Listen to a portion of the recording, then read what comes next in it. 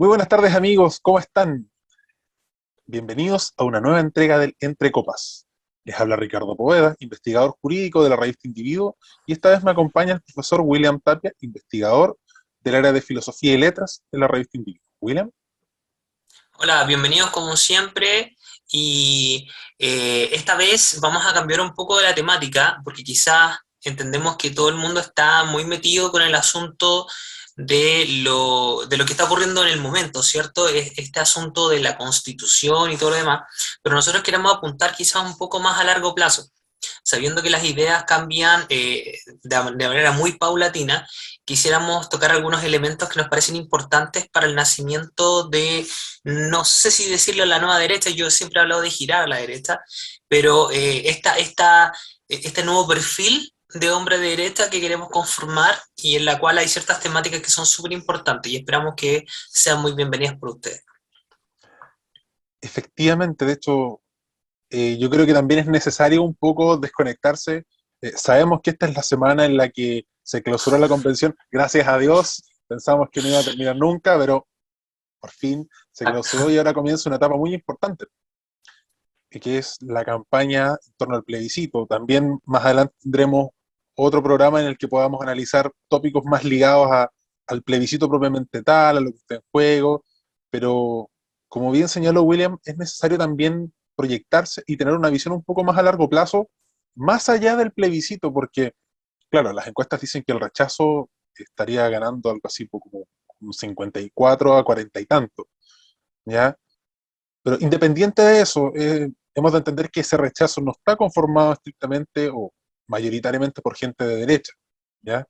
Entonces, el punto central acá es qué pensamos nosotros que debiera ser la derecha luego del plebiscito, a futuro, y particularmente las generaciones más jóvenes, porque esta derecha que ya está un poco jubilada, derecha entre 40 y 50 años, que estuvo en el primer y el segundo gobierno de Piñera y que tienen una ideología quizás un poco pasada de moda, no en el sentido de los ideales, sino en la forma de hacer política y en la forma como conciben el mundo.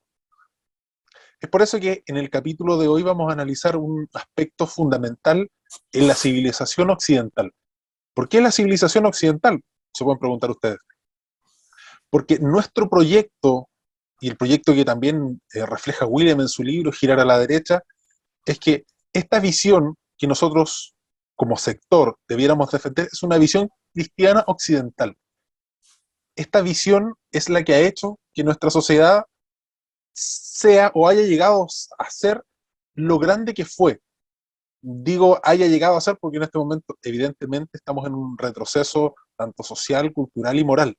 Pero si podemos hablar de que las ideas de la derecha han sido las que han hecho que este país haya sido el jaguar de Latinoamérica, que haya sido de los mejores, no solamente en la región, en Latinoamérica, sino también de los grandes países a nivel mundial, sin ser de primer mundo, pero sí de los países emergentes que eran mejor vistos desde el punto de vista internacional. Y eso es gracias a la civilización occidental de la que somos herederos.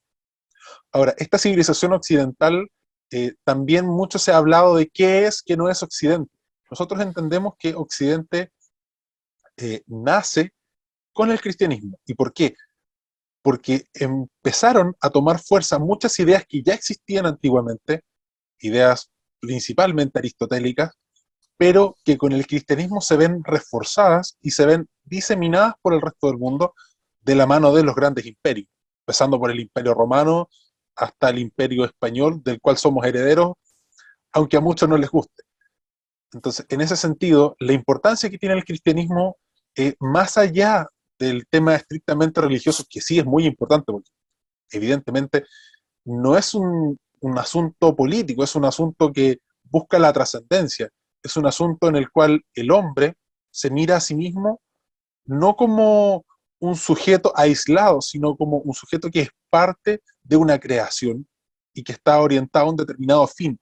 Y es ese sentido de trascendencia el que a mi juicio, y a juicio de William también, como vamos a exponer más adelante, ha hecho que, para empezar, nosotros en este momento tengamos una cultura determinada que no andamos vestidos con túnicas largas, andamos vestidos con camisa, en el caso de William con una parca porque está bastante helado, y así una serie de otros modos culturales que se ven expresamente determinados por una forma y un modo de vida eminentemente cristiano occidental.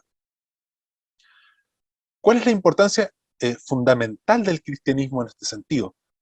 Si nos remontamos a la historia, esto comienza en el gran imperio romano, ¿ya? Este imperio que fue uno de los imperios más grandes de su época, y particularmente en una época del imperio romano que fue particularmente importante, que es la época que se conoció como la paz romana o la Pax de Augusto. ¿Qué importancia tuvo esta?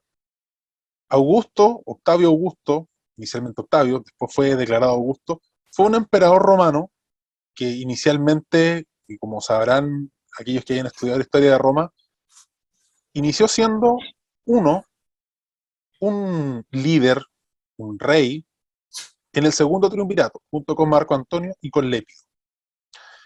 ¿Qué ocurrió? Lépido inició una especie de rebelión porque consideraba que Augusto, en este caso Octavio Augusto, era muy débil. Lépido murió en ese intento. Luego Marco Antonio lo intentó nuevamente en la batalla de Laxio, también falló, y entonces Octavio fue declarado Augusto, ¿ya? Fue declarado el gran emperador de Roma. ¿Y qué se consiguió con esto? Uno de los periodos de paz más largos que haya conocido el Imperio Romano. Tan es así que en este periodo gran parte del Imperio Romano en su territorio fue gestándose de ese modo la civilización propiamente tal. Porque cuando existe este conflicto constante, tanto con las diversas provincias que se ven atacadas por sectores rebeldes, por otros reinos que querían atacar, y también internamente, coincidió que en esta época eh, el Imperio Romano tuvo un nivel pacífico, un nivel, no vamos a decir ausencia total de conflicto, porque eso es imposible, pero una paz relativamente importante que permitió que el Imperio Romano pueda expandirse cultural y socialmente en todo su territorio, especialmente en las zonas de Siria, que es precisamente donde nace Jesucristo, ¿ya? Entonces, ¿por qué es relevante analizar esto? Primero, de un punto de vista histórico, la leyenda señala que eh, Octavio Augusto recibe la visita de la Sibila Tiburtina.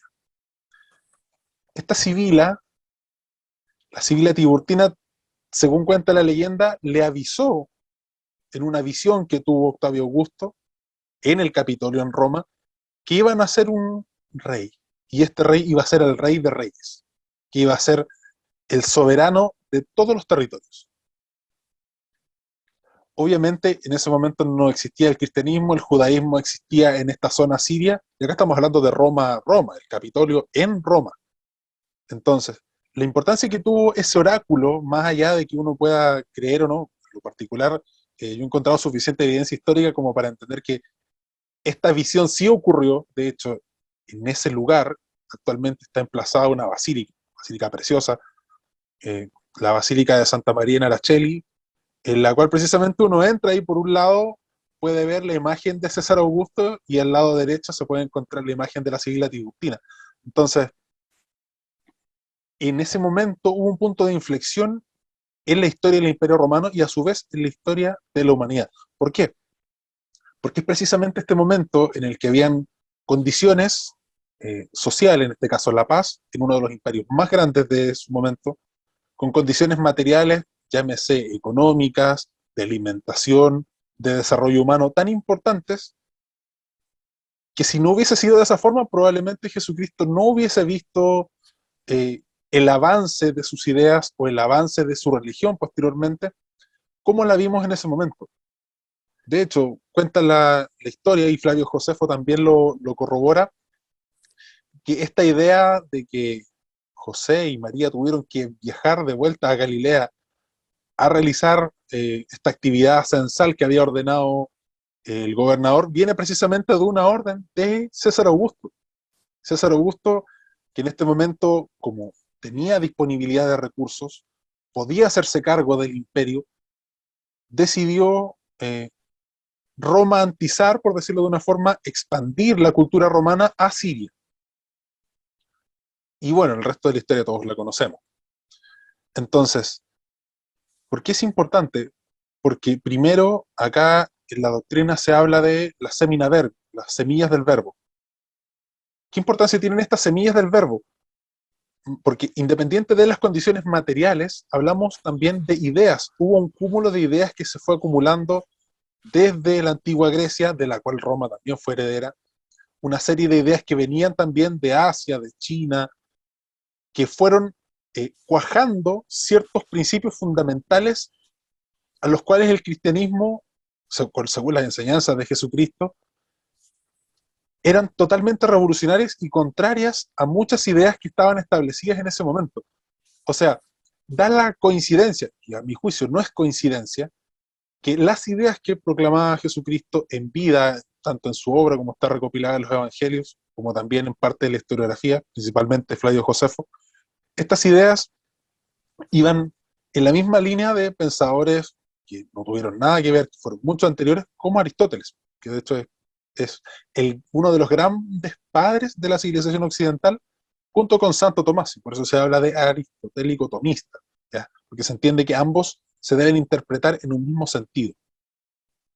Entonces, si nos vamos luego que fallece nuestro Señor Jesucristo y ya comienza todo este proceso que se relata en los Hechos de los Apóstoles, podemos ver que en este momento continuaba la paz aproximadamente hasta el año 40 después de Cristo, y en este proceso en el que grandes figuras romanas en esta provincia siria comienzan a convertirse, sin ir más lejos, Pablo de Tarso. Pablo de Tarso se señala que era un judío que precisamente se dedicaba a perseguir cristianos, se convierte al cristianismo y se convierte en uno de los más grandes evangelizadores de su época, al punto en que se señala que está San Pedro, que literalmente Jesucristo les entregó las puertas del cielo, ¿ya? Y lo señaló que sobre esta piedra iba a edificar su iglesia. Y por otro lado tenemos a Pablo. ¿Por qué es importante esto?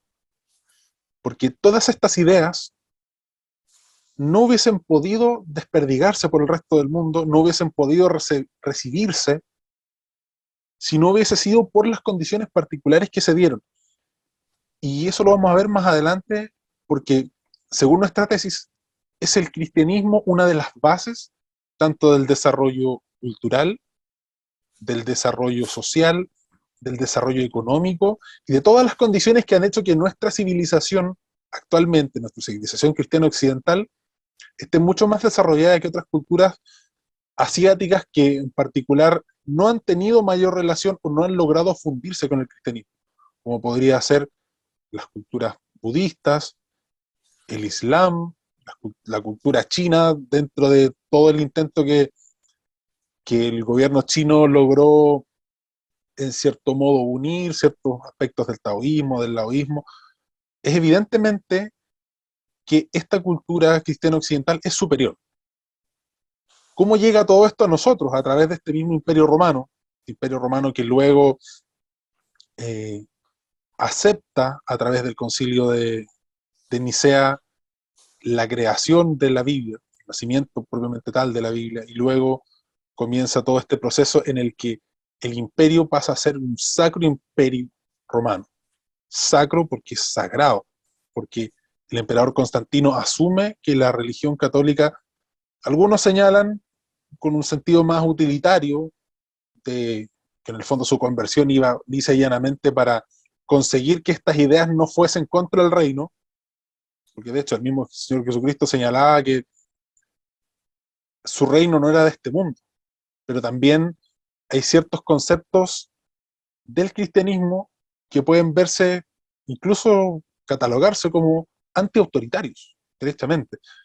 Entonces, todo este proceso, para algunos casual, para otros derechamente por conveniencia, para otros entendemos que es parte todo de un proceso de cristianización del mundo, como también se señala en la misma Biblia, que es algo que tiene que ocurrir.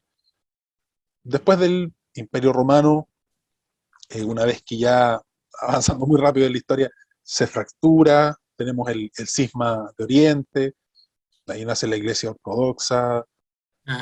luego este imperio germánico, que ya era germánico, comienza su época de declive, y luego de eso, de varias conquistas, problemas con los godos, llegamos al imperio español, que ocurrió gracias a una suma de distintos reinos más pequeños que fueron realizando alianzas, hasta que Isabel de Castilla, todos la conocemos, eh, autoriza a Cristóbal Colón a explorar las Indias una vez que ya había descubierto que no había llegado a las Indias.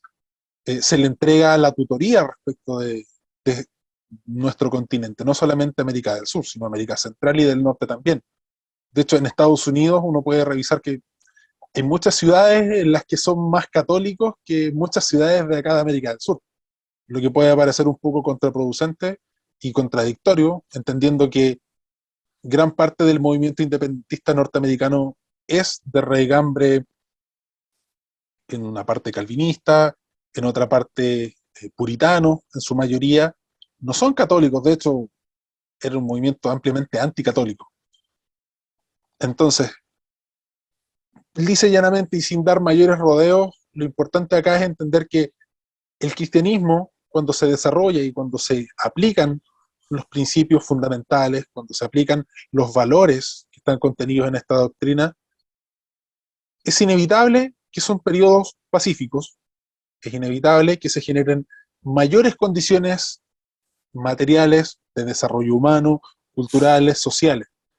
¿Para alguna coincidencia? Para nosotros no, nosotros creemos que está estrictamente de la mano. ¿Ya? De hecho, siempre se señala la Edad Media como una época oscura. No sé si tú compartes eso, William, que efectivamente la Edad Media haya sido una época oscura. No, no, no, evidentemente no. Hay mucho, digamos, de cuentos, ¿cierto? De sombras que encubren realmente lo que ocurrió durante la Edad Media. Gran parte de eso es la culpa, digamos, de la Ilustración, pero claramente la Edad Media tiene mucho que aportar, incluso si tú lo miras desde el punto de vista filosófico, lo que ocurre durante la Edad Media, especialmente durante la Alta y la Baja Edad Media, uno puede avisorar ciertos debates que se van a presentar como modernos y que construyen la modernidad, pero que sin embargo ya previamente estaban siendo parte de las discusiones entre las diversas escuelas, ¿cierto? O las diversas, se podría decir, claro, entre los diversos filósofos teólogos que ya estaban visualizando ciertas discusiones tales como, por ejemplo, si las ideas son intrínsecas o no a la mente humana, la soberanía popular, ¿cierto? Si es que el rey o no tenía límites dentro del ejercicio del poder. Entonces, hay mucho que ya se estaba previsualizando y que claramente, gracias a la ilustración, termina siendo, digamos, casi demonizado. Y acá hay una cuestión bien interesante, ¿no? O sea, yo veo al cristianismo como, digamos, en cuatro etapas, y hartos señalaste tú en ese sentido. Porque por un lado, su nacimiento tiene que ver más bien, creo yo, con una idea de la prevalencia de lo uno. Y esto es bien interesante porque cuando uno trata de visualizar a las distintas civilizaciones antiguas, la mayoría eran politeístas, ¿cierto? Que creían en varios dioses y sin embargo, de todas maneras tenían como digamos, la indagación o la intuición de que había algo así como una sola verdad, ¿cierto? Pero los dioses estaban sujetos también a esa sola verdad y por lo tanto no tenían el poder que tenían, digamos, o que se empieza a construir desde el momento de que nace el cristianismo, ¿no? ¿Por qué? Porque, digamos, la idea hebrea del asunto y que se congenia muy bien con la lógica filosófica es esta idea de lo uno, ¿cierto? De la cima, de que hay una sola cosa y una sola verdad sobre la cual se erige todo el sistema de creencia o la cosmovisión del ser humano. Y ello, claro, si tú te das cuenta, desde el momento en que desde que el cristianismo se va digamos, siendo parte no solamente de los fieles, sino también del poder. Cuando Justiniano se convierte justo a punto de morir, ¿cierto? Se convierte al cristianismo y luego Teodosio lo convierte en la religión oficial. En la medida en que el cristianismo, ¿cierto?, se va conjugando con el poder, estas ideas de lo uno, y que es súper importante, porque uno cree que no es importante, pero sí, de que lo uno, ¿cierto? Un Dios es el que está ahí instalado. A medida que ese poder, ¿cierto?, se va expandiendo también la idea de lo uno.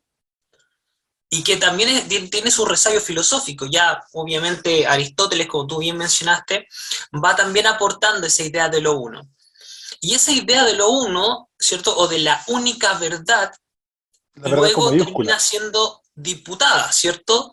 Disputada tanto por la visión de otras propuestas cristianas, ¿cierto? Aquellas que nacen especialmente en el mundo germánico, anglosajón, ¿cierto? Y luego con la Revolución Francesa.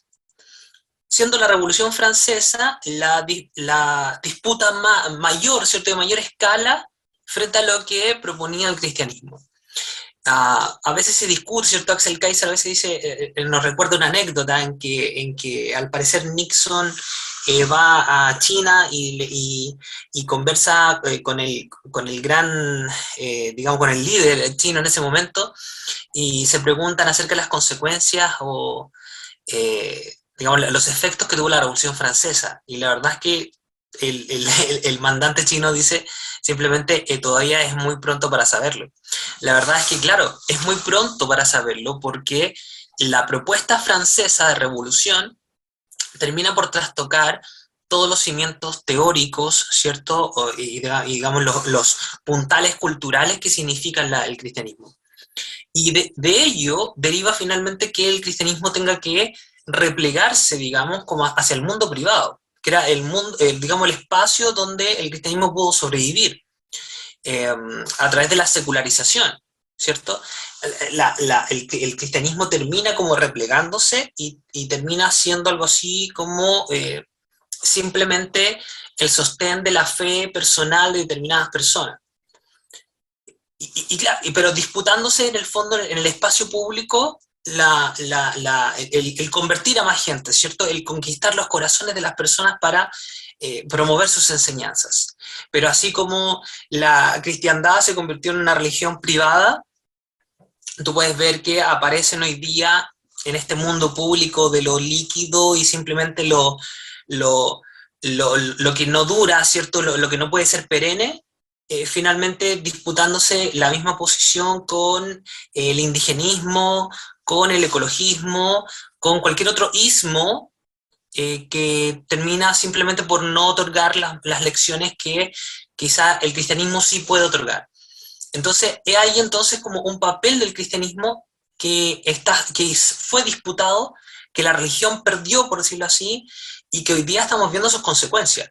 Por ello es tan importante, ¿cierto?, rescatar un poco como la lógica del cristianismo y ver en qué este puede servir, no solamente para las nuevas generaciones, sino para este perfil de hombre de derecha que queremos hacia el futuro.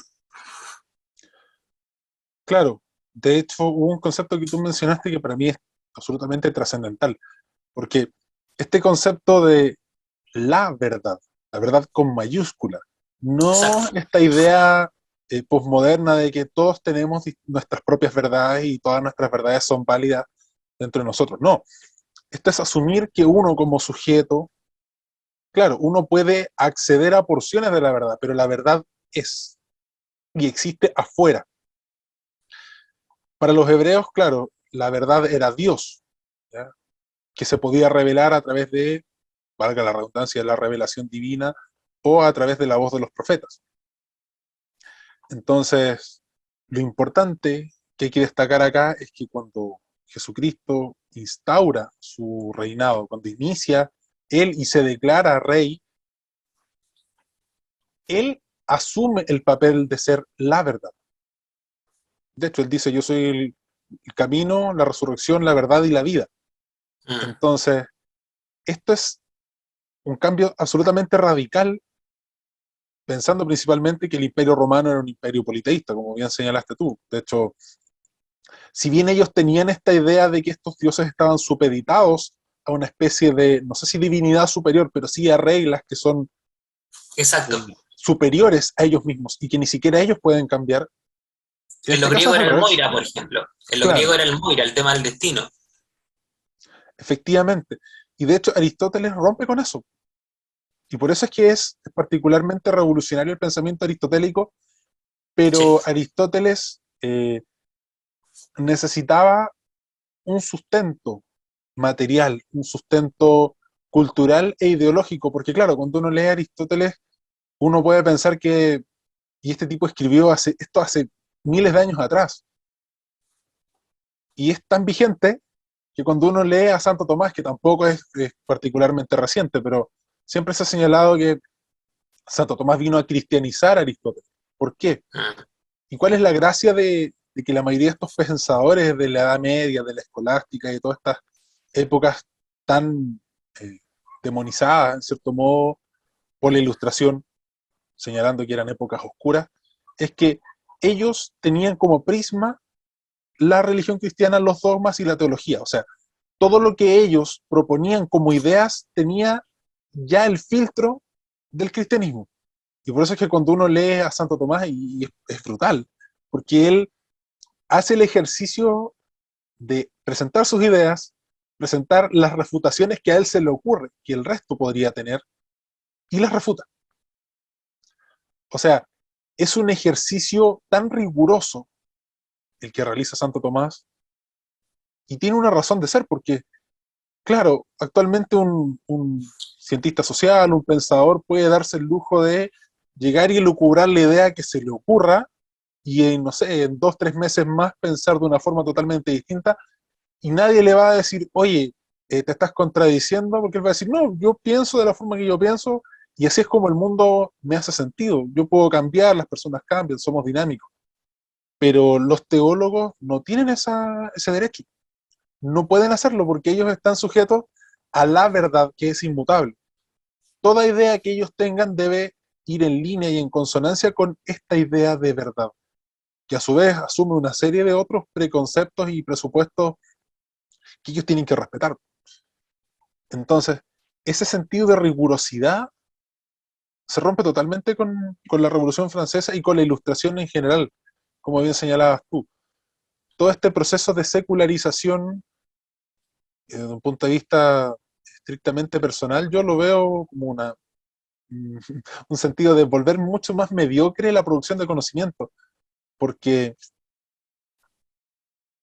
si ya no existe un Dios, si no existe una serie de reglas que son inmutables, no existen estas reglas que nadie puede contradecir. O sea, el hecho de señalar que todo tiene una causa, que de hecho es una de las vías que señala Santo Tomás para probar la existencia de Dios, todo tiene una causa, pero hubo algún momento en que la causa primera, la causa inicial, no tuvo a su vez una causa anterior. O sea, es de toda lógica asumir, Toda lógica.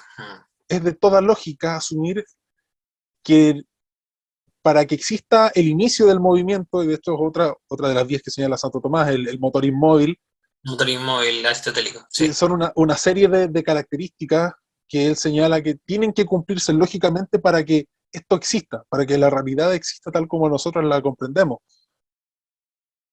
Ese sentido lógico, porque acá no estamos hablando de fe estrictamente, y ese es el punto que No. muchos no han comprendido. Esto no es sobre fe, esto es sobre lógica. Una lógica causal que nos dice que en el sentido de la historia, si uno analiza tribus africanas que no han tenido este influjo eh, greco-romano, cristiano, y que conviven con nosotros en este tiempo, porque no es decir, claro, en 2000 años de civilización obviamente tienen que haber avanzado, sí, pero ellos siguen viviendo así como vivían hace 7000 años. Entonces, cuando uno compara ciertas civilizaciones que han tenido contacto con el cristianismo versus civilizaciones que no han tenido ese contacto, la diferencia es brutal.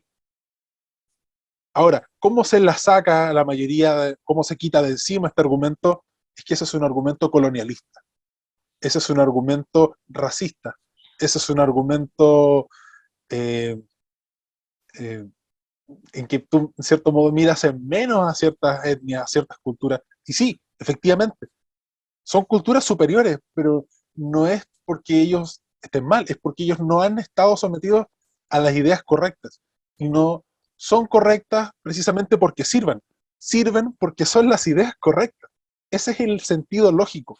No sé si tú compartes o estás de acuerdo, William, con esta visión de que en ciertas zonas en las que el cristianismo todavía no ha calado, estas ideas no han calado profundamente, eh, estos lugares, estas civilizaciones, estas culturas estén en un constante grado de subdesarrollo y que mientras el cristianismo no les llegue, porque más allá de una visión eh, estrictamente económica o material, sino que en el sentido del desarrollo humano, del desarrollo del pensamiento, ¿tú crees que ellos puedan lograr en el curso del tiempo, no sé, 100 años, 200, 1000 años más, lograr de forma independiente las mismas ideas que nosotros logramos en 2000 años de cristianismo? Varias preguntas a la vez, ¿cierto? Bueno, mira, la primera es que yo comparto mucho la tesis de Neil Ferguson, que nos dice dentro de varias apps, ¿cierto? O varios elementos que fueron adaptándose y que de alguna manera terminaron por ser la respuesta al por qué Occidente prevaleció frente a Oriente, ¿cierto? O a cualquier otro tipo, digamos, de cosmovisión general. Una de ellas era el cristianismo. ¿Ya? Y Neil Ferguson lo explica muy bien porque, claro, dice, pero ¿y cómo China? ¿Cómo la cultura china o en Japón, ¿cierto? Hay algunas cosas que están prevaleciendo y que incluso se han ido adaptando. Claro, se adaptan a Occidente, pero las reformamos. No caen de la misma manera, ¿cierto? Acá y de hecho él nos da con ejemplos claros de que en China la cantidad de cristianos que tú puedes encontrar en la civilización china es enorme, que incluso ha llegado a institucionalizarse en el sentido de que hay digamos, iglesias católicas, por ejemplo, en China. Entonces, y que en Japón también.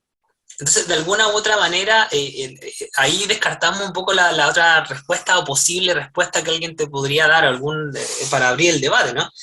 Pero claro, o sea, es que la significancia del cristianismo va un poco más allá de meramente adoptar el canon de lo que es ser miembro de la religión católica, ¿ya?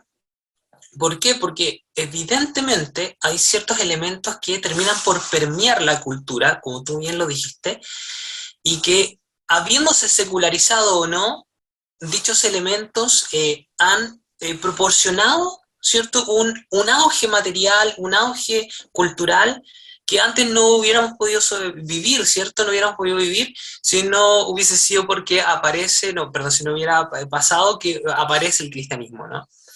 Y que obviamente, cuando tú lo ves hoy día en perspectiva, te das cuenta que si bien hay elementos que podríamos criticar, no al nivel de lo que hicieron Voltaire y los otros ilustrados, que finalmente demonizaron al cristianismo, y incluso demonizaron bastante el papel de la Inquisición en España, ¿cierto? Si uno puede ver los documentos, están disponibles en todos lados, y la Edad Media, obviamente, como consecuencia, uno puede ver que hay ciertos elementos del cristianismo que son rescatables en el sentido de que es a consecuencia de ellas que hoy día estamos en el nivel de, digamos, de civilización en el que estamos y que lamentablemente hoy día, ¿cierto?, se ve en franco retroceso a raíz justamente de lo que es la posmodernidad y la sociedad líquida, por ejemplo, que describía Sigmund Bauman.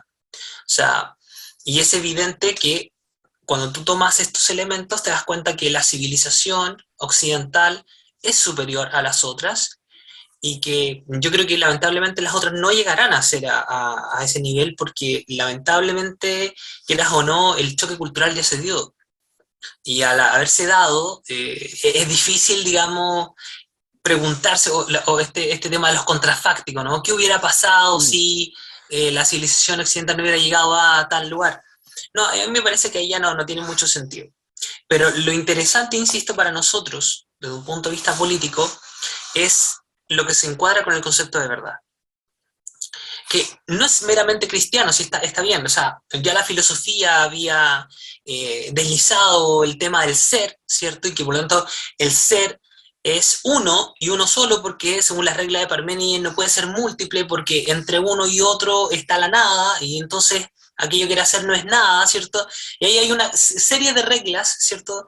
Del por qué Parménides nos postula por qué el ser tiene que ser uno, ¿cierto? Uno en el tiempo, no sujeto al tiempo, ¿cierto? No movible, hay varias reglas que no quisiera dar a explicar acá, pero lo importante es la idea del ser, ¿cierto? Y que esta idea de que lo uno se refleja de tal manera en nuestras prácticas de que lo logramos adaptar y que nuestro reconocimiento al fin, incluso desde la Edad Media en adelante, es que nuestra capacidad, ¿cierto?, de conocer la verdad es bastante limitada. No imposible, pero limitada. Y ahí entonces que la postura crítica hacia esa verdad, que no somos nosotros, ¿cierto? Él lo dice, ¿cierto? Yo soy la verdad. Claro, tú eres la verdad, ¿nosotros qué somos entonces? Aquellos que intentan, ¿cierto?, agarrarse de esa verdad. Y que en esas limitaciones propiamente humanas reconocemos que quizás, como bien dice la fenomenología, y que bien tiene un origen con Franz Brentano y es cristiana, o sea, tiene un origen cristiano también, es entender que a cada uno le corresponde una cierta faceta de la verdad, una faz de la verdad, diría Husserl. Eh, Ortega también lo dice muy bien, ¿cierto? Hay un fenómeno y todos tenemos una cierta cara de esta verdad. Y sin embargo, en conjunto, ¿cierto? Podemos alcanzar o pretender alcanzar un poco esa verdad.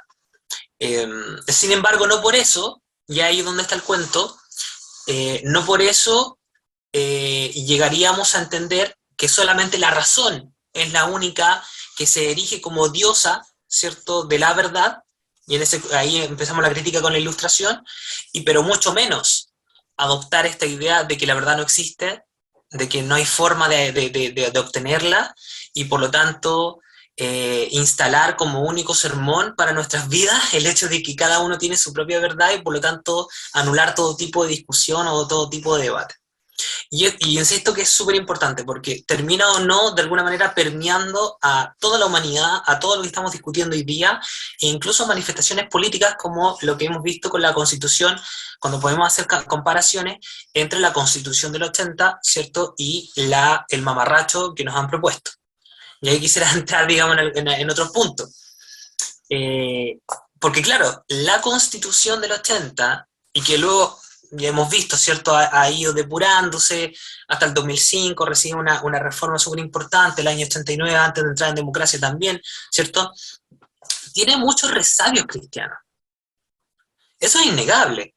Muchos resabios cristianos, gracias de la mano de, no solamente de Jaime Guzmán, que siempre es endilgado como el único que supuestamente parece que redactó él la Constitución y nadie más.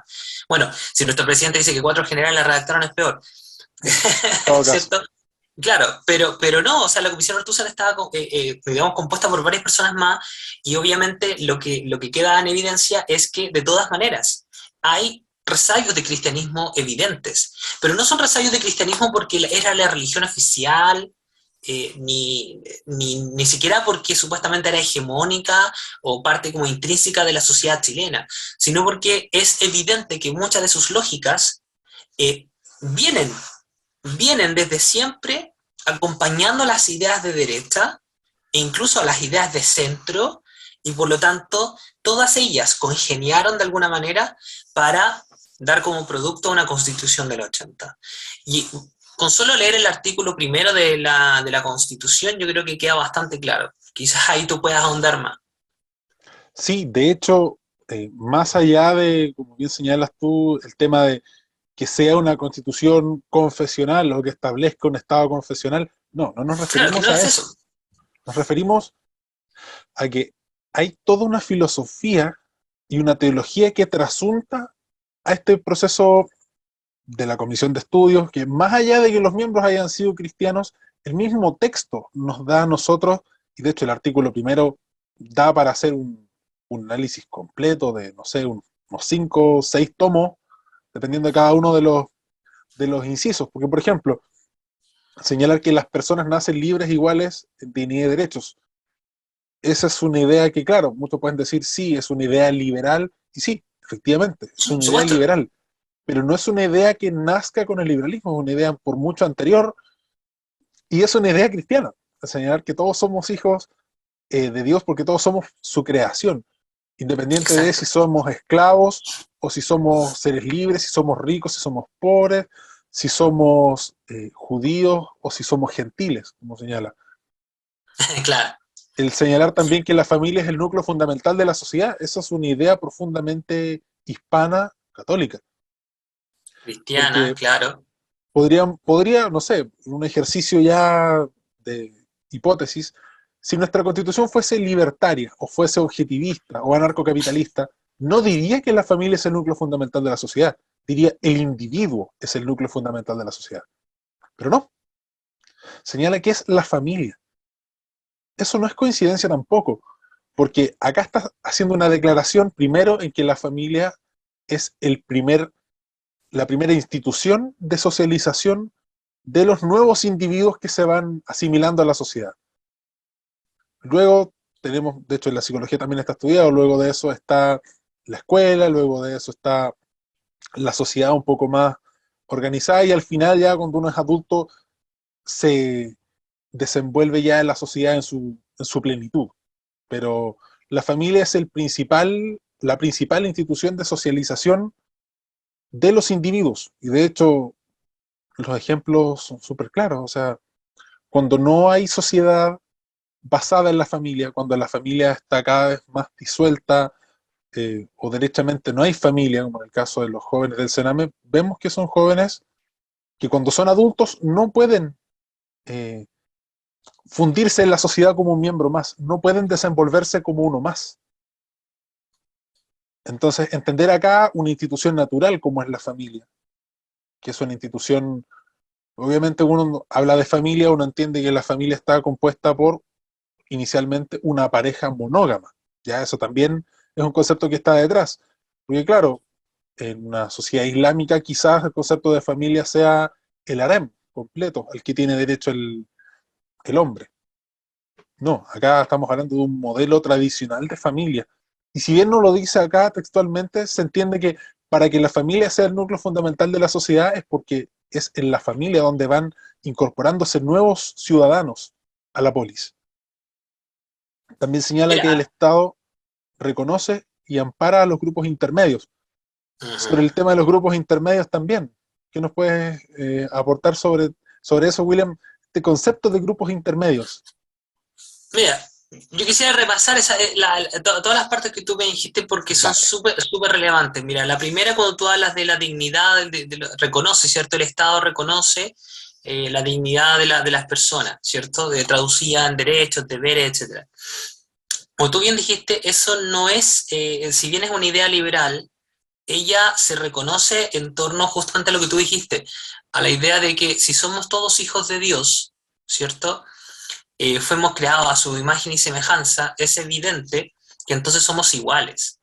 Y ahí está el Efectivamente. tema ahí está el punto. Yo se lo enseño así a los chicos cuando hablamos de historia y el proceso de ilustración, que llegaron a una lógica y que era obvio, si somos todos iguales, ¿cierto? ¿Cómo no vamos a tener los mismos derechos o deberes? Es una cuestión como muy obvia, ¿cierto? Y reconocer los derechos es reconocer la dignidad de un hombre y que ella no depende generalmente de la mera aceptación, digamos, de los demás, a pesar de que operativamente se dé así, sino que esta proviene con anterioridad al tema político, ¿ya? Y eso está reconocido desde Santo Tomás en adelante. No es una cuestión meramente secular por parte de la filosofía francesa, digamos, de los tiempos de la Ilustración, para nada. Eh, a la vez, tú puedes reconocer, claro, que la familia, ustedes se sorprenderían si se dieran cuenta de que los liberales clásicos, los primeros, jamás demonizaron a la familia. Jamás. Ellos sabían que la familia es, como tú muy bien mencionaste, uno de los primeros elementos de socialización. Y se entiende que la vía liberal, es decir, la vida liberal como tal, se vive entre personas, se vive entre individuos, por supuesto, pero que han formado parte de una familia y han reconocido con anterioridad ciertos sus vínculos sociales. Que esa el individualismo como tal, que quizás muchos liberales reclaman, en especial yo me acuerdo de una discusión con Lucas Blázquez en algún momento, cuando el tipo me decía que claro, que la Constitución no era liberal. No, es liberal. Y es liberal porque obviamente cualquier liberal clásico, incluso aquí muy cerquita, Andrés Bello, Lastarria, ellos reconocen que la familia es el primer eslabón social. El individualismo es una forma de vida social. ¿Ya? No es una atomización como algunos críticos conservadores, más bien aparejados como al camino, digamos, del social cristianismo, ¿cierto? Ellos como que creen esta idea como que el liberal se atomiza, se aleja. No, no, señores. El verdadero liberal es aquel que es capaz de desarrollar su individualidad siempre dentro de este orbe o vínculos sociales. Por eso como consecuencia, porque ahí ven la hermosura del artículo primero de la Constitución, porque va como decantando, ¿cierto? Se reconoce la dignidad de la persona, individuo, que forma parte primero de una familia y luego de los grupos intermedios, que son las formas en cómo lo colectivo, ¿cierto?, se va generando de manera espontánea y va obviamente reforzando los vínculos sociales que los sujetos tienen dentro de la sociedad. Y en ese mundo el Estado no tiene nada que decir, salvo alejarse, salvo respetar. Por eso también la Constitución del primer artículo reconoce, es el Estado el que está al servicio de la persona humana, no al revés. No al revés como lo han querido instalar en esta Constitución, en este mamarracho que se va supuestamente a determinar el 4 de septiembre si lo aceptamos o no. Es al revés. Es el sujeto en su vida individual, ¿cierto?, desarrollada en un mundo social, la que es previa al asunto político. Es una cuestión, pero es bellísima. Y lo más, digamos, que un libertario, como tú muy bien dijiste, Ricardo, confunde, es esta idea de que supuestamente el libertario pareciera vivir fuera de los vínculos sociales, ¿cierto? Como fuera de los cánones, es como que rompe los vínculos totales con los demás. Si ellos Es que pudieran no vivir son en una voluntarios. isla, sería mejor. Sí, es que el tema es que en la familia uno no la elige. Entonces hay un sentido un poco más impuesto, pero impuesto por la naturaleza misma. O sea, ya querer rebelarse contra la naturaleza yo creo que es una imbecilidad. Es que mira, ahí es donde uno puede encontrarse con los conceptos de repente de Ortega. Ortega hablaba de cómo, por ejemplo, el orden, bueno, él lo reflejaba en comparación con el Estado romano, pero el Estado romano, ¿cierto? Él lo entendía como el orden social naturalmente constituido. Por lo tanto, él decía, el Estado tiene que ser algo así como la piel. ¿Y qué significa eso? Que el orden social es la piel, ¿cierto? Tú no te sientes aprisionado por tu piel, ¿cierto? No, No, nadie se siente aprisionado por la piel. Por lo mismo, uno se siente libre dentro de esas mismas reglas. Cuidado con entender que esto fuera algo así como la voluntad general rusoniana. No estamos diciendo eso. Lo que decimos es que obviamente tu libertad como individuo, y de hecho la importancia de quién eres tú como tal, se juega dentro de vínculos sociales. ¿Ya? Nadie puede controlar finalmente lo que tú puedas hacer con tu cuerpo y con tu mente en ese sentido. Es ahí entonces que reconocemos al liberalismo como tal. Pero obviamente la libertad se juega entre vínculos y esos vínculos de alguna u otra manera te condicionan. Te condicionan, es como lo que reclamaba Nietzsche. Nietzsche quería romper esos vínculos, ¿cierto? Romper esa capacidad de estar con otro, porque estar con otro estaba el peligro de sujetarse al otro. Pero es ridículo, porque en el fondo lo que Nietzsche esperaba es imposible. Y a la vez lo que deparan los libertarios, que ahí podemos tocar de repente algunas cuestiones con Ayn Rand, pero es lo mismo, querer como romper esa situación. No, chicos, o sea, la libertad se juega entre vínculos, y el vínculo te demanda cosas, por supuesto que te demanda cosas, pero es parte del juego, es parte de la relación, ¿ya? Y eso proviene del cristianismo, la idea determinante de que tu vida juega un papel, ¿cierto?, dentro de una complejidad más grande, eso es cristiano. Y el liberalismo lo toma. Los primeros liberales nunca fueron anticristianos, salvo los franceses. Y ahí porque yo les digo que la Revolución Francesa tiene esta repercusión. La Revolución Francesa fue tan descarada de querer darle como el punto a Dios, ¿cierto? Ellos son todos deístas. Bueno, no quiero generalizar, pero muchos son deístas. Y eso significa que Dios tiene que ser racional. No puede ir más allá de eso. Pero es como sujetar a Dios, es como querer como aprisionarlo en una camisa de fuerza que no lo deja hacer. Y por lo mismo, los ilustrados franceses depararon tanta tontera, ¿cierto?, hacia adelante. No es lo mismo, por ejemplo, con la ilustración escocesa, ¿cierto? La cual el sentido común, el respeto por lo divino. De ahí también que Edmund Burke hablar de lo llamativo que era esta nueva revolución. Cuando él hace su estudio de la Revolución Francesa, no entiende por qué queman iglesias, ¿cierto? ¿Por qué quieren asesinar al clero? Claro, puede ser que por este vínculo que el clero tenía con el rey y todo lo demás, pero es porque el clero también tenía en su mente conservar el orden de sentido que estuvo presente y que es consecuencia natural de cuáles son nuestras ideas racionales y de sentido común. No todo era, no todo era, por decirlo así, un sucio patronato, ¿cierto? Como supuestamente también lo que hicieron ejemplificar con la colonia. No todo era así. Por eso le llama tanto la atención a Edmund Burke, que él se considera un Whig, pero se considera un old Whig, ¿cierto? Es como, y sí, yo quiero cambiar las cosas, pero eso que estoy viendo ahí, eso no es cambiar, eso no es evolucionar, eso es destruir. Por eso la Constitución del 80 tiene tanto valor. Y ahí es donde podemos también revisar los otros puntos, ¿cierto? De ¿Qué es lo que hecho, nos presenta la nueva Constitución? señala también que el Estado está al servicio de la persona humana, tú ya lo dijiste, pero, insisto, acá los conceptos son muy importantes. Hablar de persona humana, ¿hay personas no humanas? Naturalmente que Claro. sí, naturalmente que sí. Y de hecho esto es un concepto que está calcado de Santo Tomás. Santo Tomás a su vez lo toma de Boecio. Es decir, señalar que hay personas humanas y a su vez hay personas no humanas. Porque es importante señalar que quizás puede ser una sutileza. El Dios cristiano no es un Dios lejano, no es un Dios al cual uno no pueda acceder. De hecho, lo primero que se Esa es la gran señala es que diferencia es con un Dios Aristóteles. personal. Uno puede Ujú. tener un vínculo personal con Dios.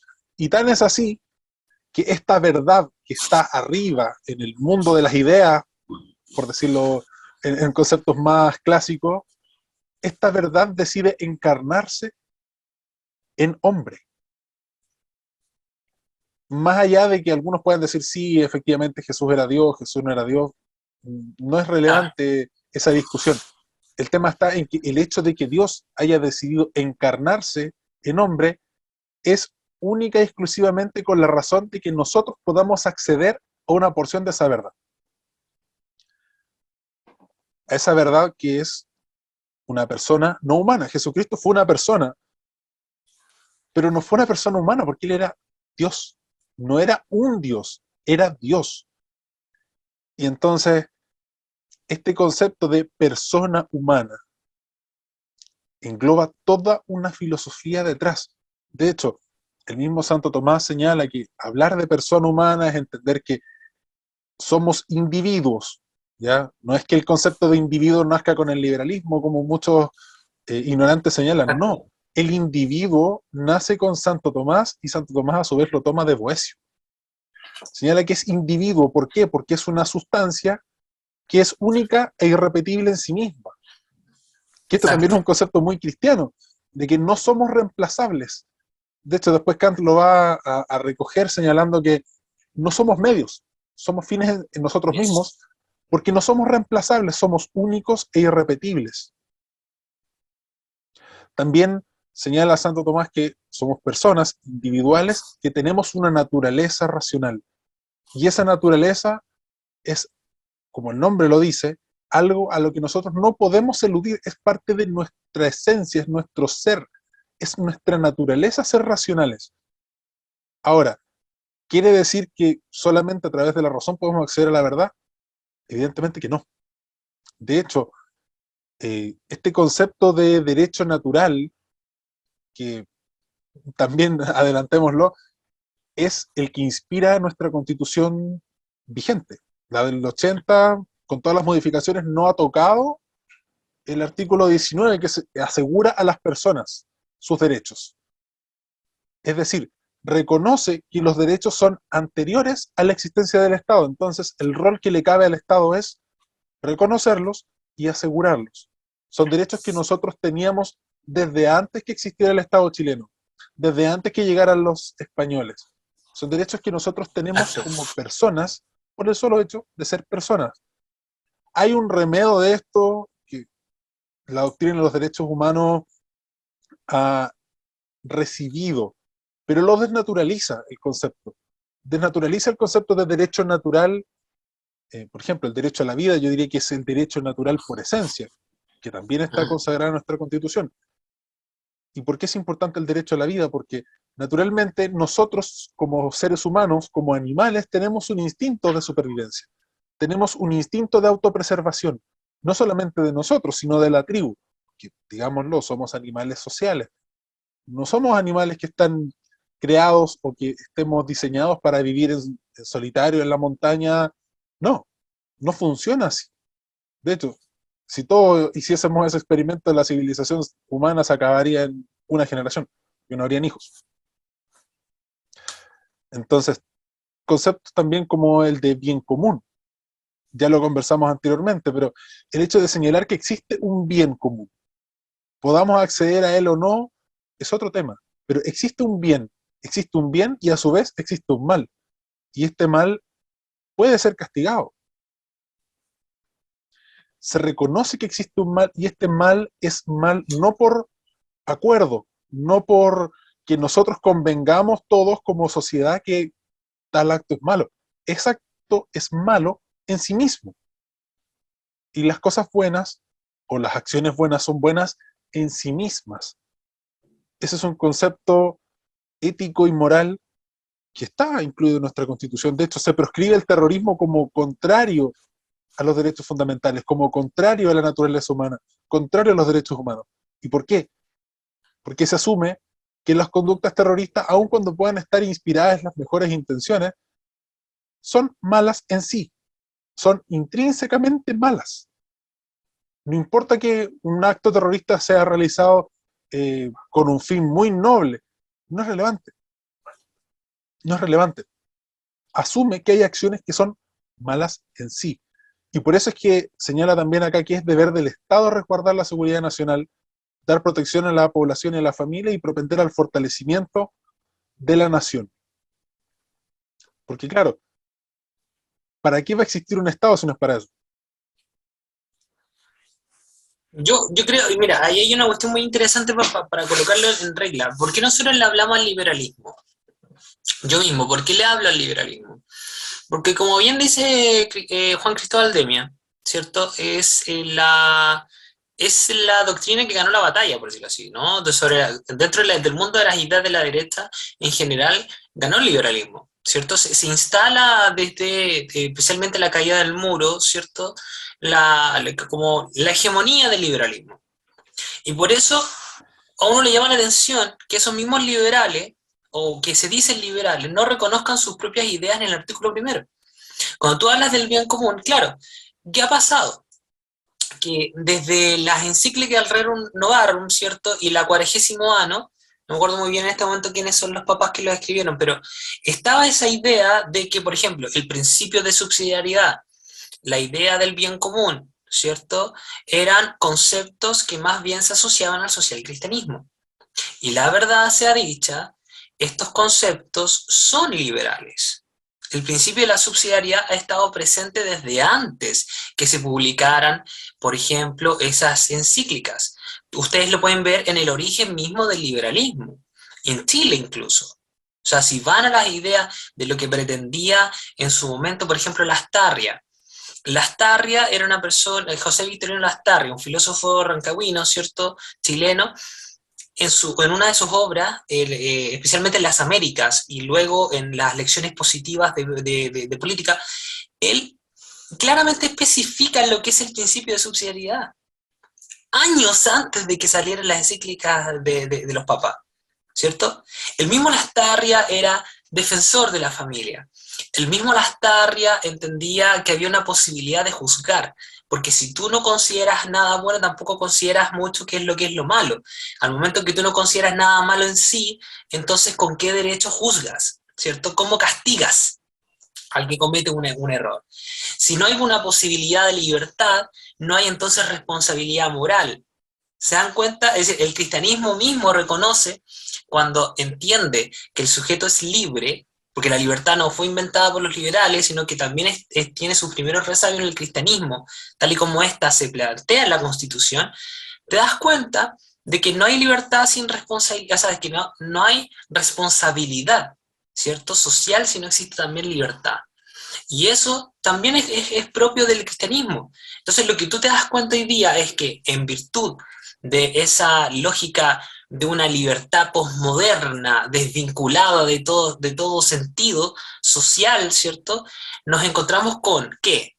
Con ecologismo. Nos encontramos con una constitución que reconoce los supuestos derechos de la naturaleza. Estás tocando toda filosofía de agencia, de libertad y responsabilidad moral, ¿cierto? ¿Por qué? Porque la naturaleza no tiene responsabilidad moral. ¿Cómo la tiene si no puede actuar? ¿No es verdad? No puede actuar, por lo tanto, esa idea de un ecologismo que más bien pareciera trascender hacia una idea religiosa de nuevamente el reconocer o volver a sacar la Pachamama como vínculo último social, vemos de nuevo que hay una idea, una cosmovisión disputando justamente lo que cristianamente nosotros reconocemos como de sentido lógico. La muerte del hombre, ¿cierto? El cómo por ejemplo, dentro del derecho a la propiedad o de la posibilidad de crear una empresa, esta empresa no puede tomar elementos, ¿cierto?, que puedan contravenir a los derechos de la naturaleza. Y cómo el indigenismo, ¿cierto?, que uno podría tomar el indigenismo como una propuesta evolucionada de respeto a los derechos humanos, o el tomar el indigenismo como probablemente comunidades de cuerpo intermedio, en realidad se termina convirtiendo en una instauración de una élite y lamentablemente tomando elementos que contravienen precisamente la idea de igualdad, que es la que nosotros derivamos justamente del cristianismo. Si somos todos hijos de Dios, somos todos iguales. ¿Por qué entonces un indígena es más importante digamos, que la igualdad ante la ley, o la igualdad ante Dios en ese sentido? Y esto nos viene de antes, porque no hemos logrado visualizar cómo durante los tiempos, digamos, de Indias, no lo voy a llamar de la colonia, pero por respeto ya de Indias y de la colonia, los primeros atisbos de protección a los indígenas provienen justamente del mundo cristiano. ¿O no? Bartolomé de las Casas, Francisco Vitoria. Yo discrepo Todos con lo de las ejemplos. casas. Hay parte de la historiografía que señala que Bartolomé de las Casas exageró bastante en su relato, pero es un tema aparte. No, Pero sí, por supuesto. de Vitoria estoy totalmente de acuerdo. Total, el de Indies, ¿cierto? O sea, del mundo cristiano proviene el principal respeto a los indígenas como sujetos de derecho, porque somos todos iguales ante Dios. Y de nuevo, el indigenismo contraviene la lógica cristiana, y ahora no somos todos iguales ante Dios, sino que hay ciertos personajes que al parecer son más importantes que uno. Y eso, tanto el ecologismo como el indigenismo, como tú bien señalas, son ideas modernas, no son ideas, o sea, no es que los indígenas hayan creído desde el principio que ellos eran superiores, muy por el contrario. Todo este proceso de asimilación cultural, de mestizaje, fue precisamente entendiendo que no es como dice gran parte del relato, que ellos trajeron el oro, o sea, ellos se llevaron el oro y nos trajeron la religión. Es un relato asqueroso, Claro. pero Pero yo diría que son postmodernas, ¿eh? No tan modernas. Pero bueno, es que siempre están los vínculos, siempre están sí, como los sí, puntos intermedios, pero son más postmodernas. Si tú puedes visualizar lo que es la primera filosofía de la mitad del siglo XX, la primera mitad, te darás cuenta que son consecuencias de los debates modernos, pero que luego, llevados hasta el hartazgo, hasta el paroxismo más imprudente, ¿cierto?, e indecente, nos encontramos entonces con los Foucault, con los Derrida, con sujetos que terminan por destruir finalmente digamos, la filosofía como tal. Y todo eso tiene su origen en el buen salvaje. Esta idea, y que en el fondo a esa idea trasunta toda esta culpa Incluso que antes, tiene, claro, sí, también incluso antes, con antes. Montaigne. Mm, Montaigne es uno de los primeros indigenistas que visualiza que al parecer habrían ciertos valores por parte de los indígenas que el mundo europeo ha perdido y él pide, por favor, Europa, aprende. Luego eso termina trastocándose con Rousseau, ¿cierto? Con el buen salvaje. Luego vemos incluso que en el Cándido de Voltaire hay una suerte como de respeto irrestricto a la riqueza y al aprendizaje, a lo que supuestamente los indígenas nos podrían haber enseñado. Eh, y ahí es donde tú logras entroncar la crítica que en general se hace al mundo hispano o digamos a todo lo que es la leyenda negra, ¿cierto?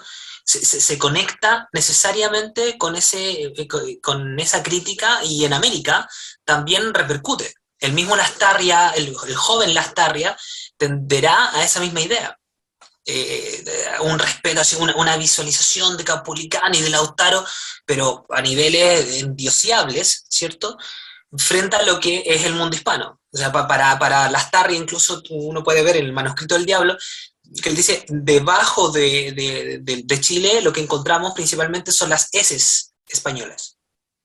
Y que está vinculado obviamente con el mundo cristiano, con la jerarquía, ¿cierto? Con esta idea del respeto irrestricto a la autoridad y a tu monje, a tu cura. Entonces, hay una cuestión, el joven Lastarria tiende a ser así, y refleja mucho lo que es la crítica indigenista en Chile. Cómo se va construyendo a partir de esa misma idea lastarriana, del joven Lastarria, y ya después Lastarria aprende, pero al principio no se vincula mucho con esa idea, y se va construyendo la crítica indigenista a lo que vemos hoy día. Pero claramente en contra del cristianismo y lamentando en el fondo que eso haya ocurrido, porque el liberalismo chileno, eh, lamentablemente, en especial este liberalismo postmoderno, tiene esos vínculos con ese mundillo, con ese mundillo lastarriano, el del joven, el de Bilbao, el de Santiago Arco, con eso se vincula. claro, de hecho, muchos cuando hablan de liberalismo, hablan de nosotros somos liberales pipiolos y empiezan a citar una serie de autores que, como tú señalas, si se leen fuera de contexto, obviamente van a dar lugar a ese tipo de interpretaciones, pero una lectura más acabada como la que haces tú en tu libro, de Lastarria, de Bello y de otros pensadores liberales chilenos, nos damos cuenta que, claro, quizás en un momento más joven pueden haber pensado de esa forma, pero ya en sus etapas más maduras rectifican porque naturalmente estas ideas, y digámoslo, son ideas que calan cuando hay ignorancia, cuando no hay un conocimiento acabado y completo del fenómeno. Porque entender que el cristianismo solamente implicó la imposición de una jerarquía, de la existencia de un infierno y lisa y llanamente de la imposición de una cultura, de un lenguaje, que quizás sí, no fue un proceso pacífico en un principio, y eso podemos estar de acuerdo, pero evidentemente que es mucho mejor y tienen condiciones mucho más favorables vivir en una civilización cristiana en la que los sacrificios humanos están proscritos, versus vivir en una civilización en la que todos los días se realiza un sacrificio de un niño al sol para que vuelva a salir el próximo día. Que es un ejemplo burdo, pero es real. Tú habías señalado también que tanto el indigenismo como el ecologismo y otros ismos que están reconocidos en esta nueva constitución, que esperemos no se apruebe y vamos a trabajar con todas nuestras fuerzas para que así sea, son ideas cuasi religiosas.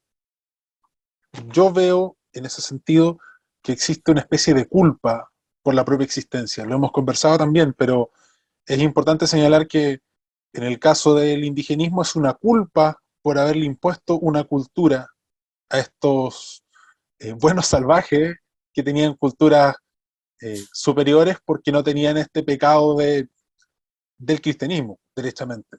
Y en el caso del ecologismo es lo mismo, es una culpa que tenemos por utilizar recursos naturales para subsistir, entendiendo que somos muchos, somos una plaga, tenemos que morirnos derechamente. Yo no sé por qué no empiezan por ellos mismos, si Exacto. consideran que somos una plaga. Yo creo que quizás sería un favor que nos podrían hacer a todos los que no pensamos A así, todos. pero esas ideas son profundamente anticristianas. Y lo voy a señalar de la siguiente forma. Respecto del ecologismo, el Génesis, o sea, el libro donde Primer libro. se inicia la creación humana, señala en capítulo 1, versículos 29 al 30. Y dijo Dios, he aquí que yo os doy toda planta que produce semilla que está sobre la faz de la tierra. Toda planta, dice, y todo árbol con su fruto que produzca semilla, para servirles de comer, y de toda vida de la tierra y toda ave del cielo, y que se arrastre por la tierra. Es decir, acá ya nos está señalando que nosotros tenemos un derecho de naturaleza divina para servirnos de todo nuestro entorno, de todos los recursos de nuestro entorno. ¿Por qué? Porque esto a su vez vino con un correlato de que, y lo dice Génesis 3, te ganarás el pan con el sudor de tu frente. Este es el inicio de la propiedad privada, lo que conversábamos en la sesión anterior. Este deber de ganarte el pan, de ganarte el sustento, de que para poder sobrevivir tengas que trabajar, metafóricamente el sudor de la frente, pero este sudor de la frente no es algo que nosotros decidamos, es una carga que tenemos por la sola existencia. Y esta carga a su vez sería una carga insoportable si no tuviésemos el derecho de servirnos de la naturaleza. Por eso es que la naturaleza no puede tener derechos, porque en ese sentido lo que estaríamos reconociendo es que nosotros no tenemos más salida que morirnos, porque no tenemos derecho a alimentarnos, o los vegetarianistas o los veganistas, que señalan que no tenemos derecho a comer animales, siendo que gran parte del salto evolutivo que pasamos desde Australopithecus a Homo sapiens sapiens se dio precisamente por el consumo de proteínas. O sea, Proteínas, sin exacto. eso nuestro cerebro no se hubiese desarrollado De la manera como que lo lo hemos hace. desarrollado y seríamos unos simios muy parecidos a los que podemos ver en un zoológico. Entonces, respecto del indigenismo y del ecologismo, son ideas que vienen a reemplazar dogmas que no son verdad por cuanto sean dogmas, sino que han sido elevados al carácter de dogmas porque nadie en su sano juicio cuestionaría el derecho que tenemos nosotros de alimentarnos, o el derecho que tenemos nosotros de expresar nuestra cultura, y el hecho de que nosotros hablemos español en nuestros lugares públicos no es un atentado, no es una burla a las personas que hablan otros idiomas. Nosotros simplemente nos desarrollamos en la cultura que es dominante, y no es dominante porque alguien la haya impuesto, es dominante porque nosotros la vivimos todos los días. ¿Por qué es importante esto? Porque en la Constitución se señala que en los espacios públicos existe derecho a hablar cualquier idioma, y peor aún, en las reparticiones públicas es obligatorio que los funcionarios manejen no solamente el español, sino que también manejen las lenguas indígenas, probablemente el creyol, que es el idioma de los haitianos, porque los haitianos probablemente también van a ser reconocidos en un futuro, y así nuestra cultura, que nosotros entendemos y damos por sentado, va a mutar, pero no va a ser una mutación natural, que es la mutación que nosotros entendemos que es deseable hasta cierto punto.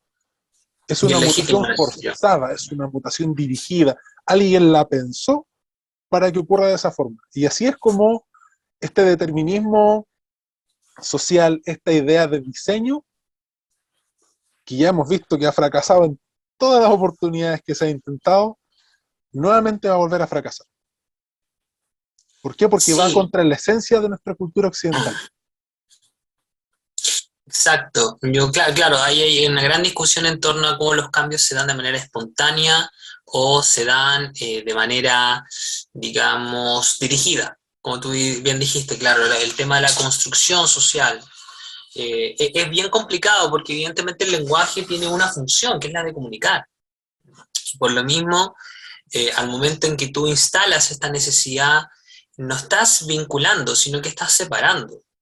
En algún momento una carta yo la mandé al Libero explicando esta situación cuando la Elisa Loncón, en su momento presidenta, digamos, de la directiva de la convención, empezaba a hablar en Mapuzungún y alguien decía, pero está bien que hable en su lengua. No, pues, no está bien, porque se supone que la idea de la convención era una idea de diálogo racional. El diálogo se hace a través del lenguaje, a través de la capacidad de comunicar. Y si tú estás colocando una valla en esa comunicación, entonces digamos, el mensaje no llega. Y automáticamente separas y anulas cualquier capacidad de diálogo racional. Es una cuestión como básica. Pero claro, si lo vemos ya más en general, más hacia una perspectiva hacia futuro, que tratamos de analizar el papel del cristianismo, la gran pregunta que nos queda es por qué las nuevas generaciones son tan anticristianas. Incluso aquellas que podrían designarse a sí mismas como de derecha, la verdad que tienen un nulo conocimiento acerca del tema. Entonces, ¿por qué? ¿Por qué esta noción tan anticristiana? De querer matarse a sí mismo, ¿cierto? De creer que el ser humano es un cáncer, de darle comida, solamente frutas y verduras a una guagua y la guagua se muere. No sé si supiste esa Tal última cual. noticia, o sea, si son asesinos. Entonces es como tratar de preguntarse qué es lo que ha pasado. Yo creo que aquí hay cuatro elementos súper importantes sobre los cuales podemos discutir. La primera es que como el cristianismo está asociado a la noción de verdad, el nihilismo posmoderno simplemente la mata. O sea, no hay forma que el cristianismo se inserte en la mentalidad del sujeto, eh, porque el sujeto ya está con esta idea de que no existe la verdad, al menos en muchos puntos, por ejemplo, incluso científico, porque ya del momento en que aparecen gente que cree que de repente que la Tierra es plana, es complejo. O sea, la idea de que la verdad no existe no se puede instalar por el nihilismo preponderante en nuestra sociedad actual. La segunda es la profunda ignorancia, pero es una profunda ignorancia, el déficit cognitivo del que habla Fernando Villegas, ¿no? De que Chile tiene un déficit cognitivo, pero increíble, ¿cierto? Pero es por el tema de la ignorancia. La poca cultura del libro, la poca cultura del reflexionar, y la poca importancia que la derecha en general le ha tomado al tema educativo. Y eso es súper importante. Yo hice una crítica en su momento al respecto, porque me pareció que justamente el liberalismo, como terminó abrazando una libertad postmoderna de libertinaje, como diría Andrés Bello, de poder hacer lo que uno quiera, en verdad terminaste por generar las condiciones para que otras escuelas, para que otros profesores se tomaran el palco y por lo tanto cultivaran a estas nuevas generaciones autodestructivas. Los liberales son tan estúpidos en ese sentido de que creen que es libre, que es profundamente libertario, que hayan escuelas, por ejemplo, pintadas con el Che Guevara en las paredes. Es una expresión artística, una expresión autónoma de los sujetos, de los niños. Y ahí es donde hay una profunda ignorancia.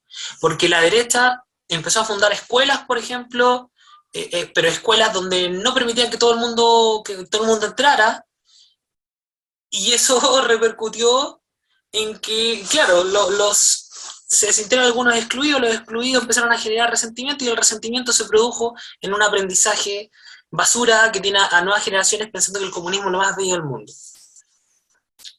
Pero y esto se entronca con una tercera razón, el economicismo. Pensamos que quizá el mercado iba a ser la única fuente de sentido.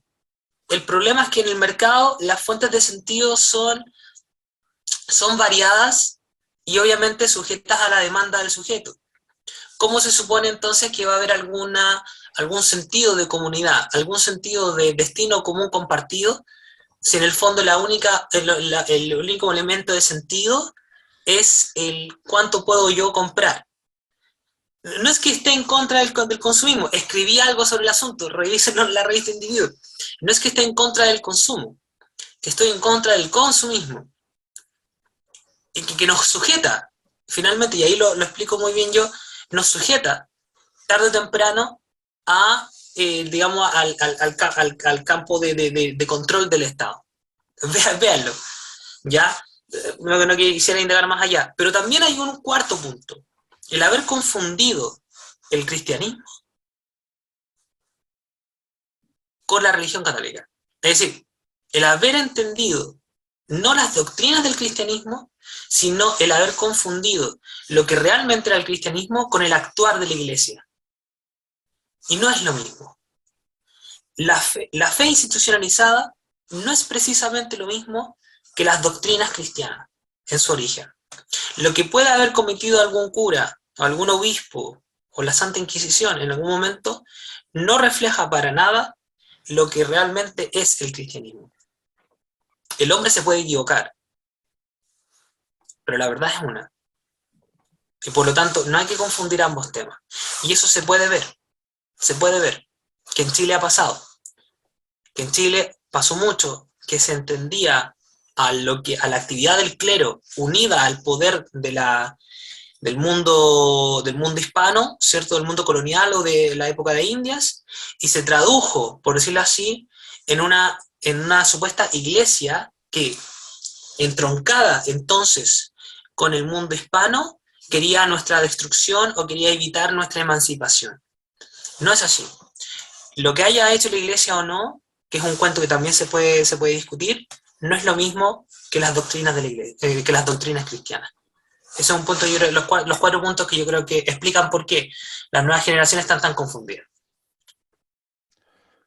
Estoy de acuerdo con la mayoría. Sobre el último punto tengo una particular discrepancia, pero es un tema ya de definiciones, porque muchas veces ni siquiera los propios católicos entienden qué es la iglesia.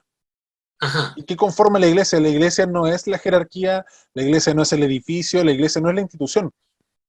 La iglesia es, como la etimología lo dice, es la eclesia, es la Claro. asamblea, es la reunión de personas en torno a la figura de Jesucristo. Todo lo demás, la institucionalidad, como tú bien señalas, es falible, porque es humana. O sea, esperar que personas que son igual de humanas que nosotros, que son igual de pecadoras, que ese es otro punto particularmente radical, y que yo creo que ese punto podríamos añadirlo a los 4 que tú muy bien señalabas. Es que el pecado existe, aunque uno quiera ponerse una venda delante de los ojos.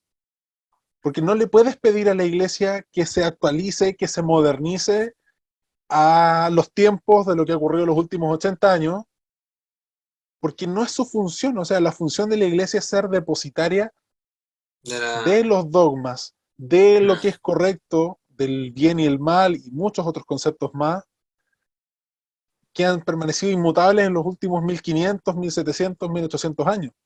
Entonces, esperar que la iglesia deba adaptarse, y de hecho es una crítica que yo consideraba hasta hace no muchos años correcta, que es que no es posible que nosotros como liberales, en un momento cuando yo era liberal progre en su momento, considerara que nuestras ideas que son modernas, porque uno empieza a leer Ayn Rand, es reciente, Robert Nozick, que igual es reciente, sea compatible con una institución que defiende ideas que son exactamente iguales desde el medioevo.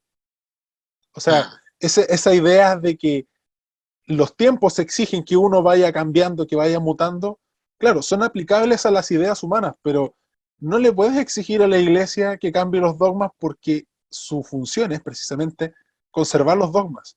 Entonces, exigir que se adapte a los tiempos yo creo que es un error, y es un error también que ha cometido la iglesia, la jerarquía de la iglesia, en asumir esta falacia de que tú como institución tienes que actualizarte y modernizarte a los tiempos, esto que comenzó con el Concilio Vaticano II y que a día de hoy nos tiene con Francisco, el Papa Francisco, que cuando visita Exacto. Bolivia le entregan un crucifijo inscrito en un martillo y una hoz, una cuestión que es aberrante, no tiene ningún sentido. De hecho, las encíclicas que tú citaste anteriormente condenan al socialismo de pe a pa.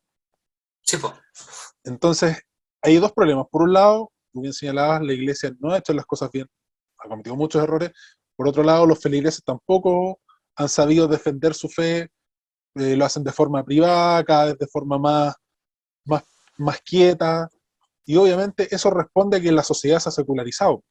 Por eso es que la fe se ha privatizado, se ha excluido de la esfera pública. Pero el punto particular, y yo creo que afecta tanto a jóvenes de izquierda como de derecha, es que como los dogmas no pueden ser cambiados, porque son los mismos, el asumir que tú eres una mala persona, porque eres un pecador, esa es una de las condiciones fundamentales para ser cristiano. O sea, acá el que crea que son todos santurrones, son todas personas perfectas que no cometen errores, eso es una falacia. O sea, la base del cristianismo está asumir que eres un ser humano falible, que tienes una sombra, lo mismo que señalaba Carl Jung en su momento. Todos tenemos una sombra.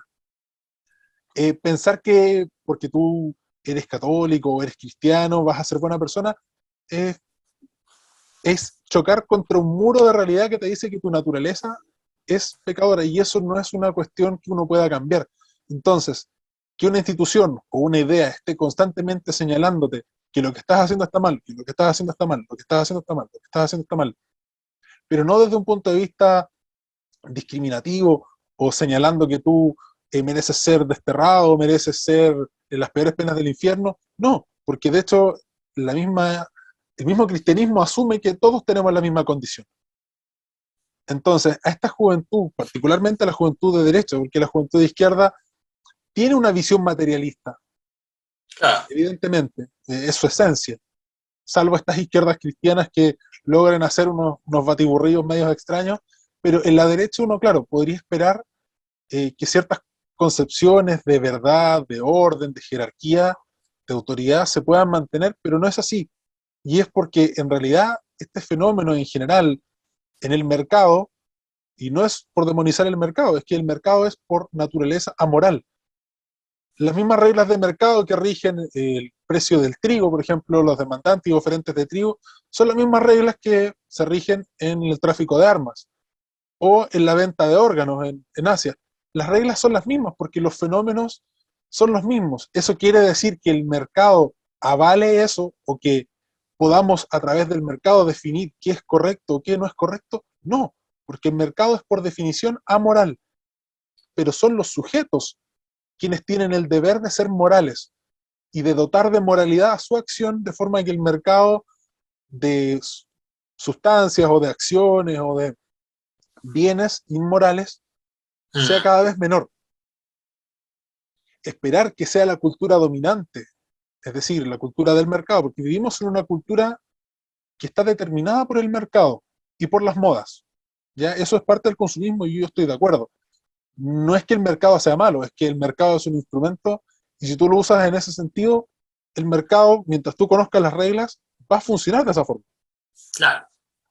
Entonces, si tenemos una sociedad actual que es líquida y que impera esta lógica de que los sujetos económicos son amorales, igual que el mercado, entonces no es relevante lo que tú vendas, no es relevante si generas algún daño generacional, no sé, por ejemplo, financiando conciertos de Marcianeque, por poner un ejemplo burdo. Cualquier persona con dos dedos de frente sabe que las letras de Marcianeque inducen a la delincuencia, al crimen organizado, al consumo de estupefacientes. Entonces, está obligado el sujeto, un productor de eventos, moralmente, a no producir y privarse de la eventual ganancia que yo le hubiese podido reportar. Claro. Según su moral, sí. Pero como acá uno espera que en realidad sean las circunstancias externas las que determinen el contenido de la moral y no la verdad, que cada uno asume como correcta. La verdad sigue siendo verdad, pero si uno la asume como correcta, uno espera que uno viva de una forma más o menos coherente con esa verdad. Entonces, a los jóvenes que ven que sus padres ya no tenían ese instinto de actuar en coherencia y que en este contexto de mercado ven que les ofrecen de todo, o sea, literalmente el mercado te va a ofrecer todo lo que alguien esté dispuesto a ofrecer. Exacto. Y ese mercado va a seguir existiendo mientras haya gente que esté dispuesto a adquirirlo. ¿Ya? Adquirirlo. Mientras hayan demandantes, los oferentes van a seguir. Mientras hayan demandantes de este tipo de música, mientras hayan demandantes de cigarrillos, van a seguir consumiendo cigarrillos y van a seguir vendiendo cigarrillos y es un círculo vicioso. Entonces, esta juventud de derecha, que no asuma que tiene un rol, ellos, porque sus padres quizás no lo hicieron, o quizás sí, pero no lograron traspasar estos valores. Entonces, esta juventud de derecha, que es inmoral o que es amoral, cree ser amoral, cree que todo se puede determinar por los acuerdos voluntarios mientras no transgreda el principio de no agresión, porque en el fondo todas estas ideas son un sustituto para una moral externa, una moral que viene determinada por la verdad. El cristianismo te dice, esto es correcto, esto no es correcto, esto es pecado, esto es lícito. De hecho, hay una parte de la Biblia que dice, todo es lícito, mas no todo me conviene, pero también señala que hay cosas ilícitas. Entonces, estos jóvenes, si pueden ponerse un antifaz en la frente, aquí, taparse y decir, no lo veo, como Homero Simpson cuando va cruzando la luz en rojo y dice, si no En lo lo veo no rojo. es ilegal, si no lo veo no es ilegal, quedan con la conciencia tranquila, pero de una u otra forma son conductas, en su mayoría, que van reñidas contra la naturaleza humana. Entonces la misma conciencia les va diciendo, oye, esto es incorrecto. De hecho, me acuerdo cuando empecé a leer a Jordan Peterson, él señalaba que él no era particularmente creyente ni nada, pero él señalaba que hay ciertos elementos que sí son importantes. Cuento corto, Jordan Peterson, de tanto buscar la verdad, la encontró y se declaró cristiano hace 2 años, tuvo una caída estrepitosa con el consumo de analgésicos, de varios tipos de drogas, después que sufrió una enfermedad. Y al final, él, dentro de su testimonio, él dice que esta búsqueda por buscar sustitutos, al final, si tú la haces con sinceridad, con honestidad, te lleva al camino. Ahora, si tú lo haces buscando lo que se te acomode a ti, lo que tú quieres, porque obviamente uno no está buscando que alguien te diga, oye, tú eres malo, eres mala persona. No, uno quiere que ojalá todos te encuentren todo bueno, que te digan, oye, que eres bueno, tú haces el bien, tú eres una muy buena persona. Mm. Así no funciona. Quisiera tocar ese último punto en honor al tiempo, pero también a la importancia del tema. A mí me ha tocado pasar por quizás por caminos muy parecidos a los de Peters, en el sentido de esta búsqueda de sentido. En algún momento también, yo como un buen niño de izquierda, porque mis papás eran de izquierda, siempre fui materialista, siempre pensé que el problema era una cuestión de distribución de bienes materiales, nunca de bienes culturales. Tarde o temprano terminé siendo un chico de centro izquierda, más aparejado a John Stuart Mill, a Kant, ¿cierto? Y luego he seguido una senda hacia el liberalismo bien, bien clara. Desde hace muchos años que me declaro liberal. Y sin embargo yo me detenía en Locke. Cuando iba hacia atrás, siempre me detenía en Locke, pensando que ahí estaba Locke, Adam Smith, hacia adelante, sigamos, ¿cierto? Y obviamente el liberalismo va evolucionando, el liberalismo clásico, después el austriaco, y etc. Pero nunca reconociéndole una parte, nunca otorgándole el debido lugar a lo que era la doctrina cristiana o al mismo Dios. Siempre fui reacio, toda mi familia creía, toda. Especialmente la gente de provincia, la gente de Coquimbo, que los amo mucho, saludos ahí también. Ellos siempre todos cristianos. Pero yo no, yo siempre reacio, me parecía algo estúpido ser cristiano a estas alturas de la evolución humana, decía yo. Y de a poco, a medida que he ido indagando una y otra vez, al igual que Jordan Peterson, a la vez que iba indagando, buscando sustitutos, encontrando que de repente el liberalismo no me era suficiente, al menos en los términos como yo lo había construido también, y con quienes me había acompañado en su momento, no me otorgaba el sentido necesario. Y de repente me di cuenta que en las lecturas, pero a la vez en cómo yo me fui comportando adecuadamente a lo que yo estaba leyendo, terminé, no sé si por convertirme, en realidad todavía no digo eureka, pero en su momento yo le dije a mi novia, le dije, encontrar a Dios en la política. Era ridículo pensarlo. Pero claro, encontrar a Dios en la política.